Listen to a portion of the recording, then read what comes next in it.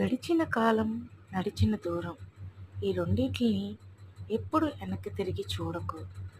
గడవాల్సిన కాలం, నడవాల్సిన దూరం చాలా భయంకరంగా ఉంటుంది అన్నాడట కృష్ణుడు. నువ్వు అనుకున్న గమ్యానికి నువ్వు చేరాలి అంటే నీ నడక నువ్వు సాగించు. కాలం నీతో పాటు నడుస్తుంది. ఎవరు ఎన్ని చెప్పినా, ఎన్ని నువ్వు విన్నా, విన్న రోజే, అన్న రోజే అక్కడే ఆగిపోతావు.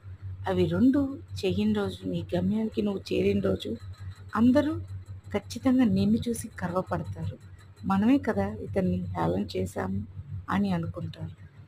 ఎవరైతే నేను అన్నారో వాళ్ళందరూ కూడా నువ్వు చాలా గొప్ప వ్యక్తివి అన్న ఒక పొగడ్తల వర్షాన్ని కురిపిస్తారు. అందరు నీ చుట్టూతో చేరుతారు.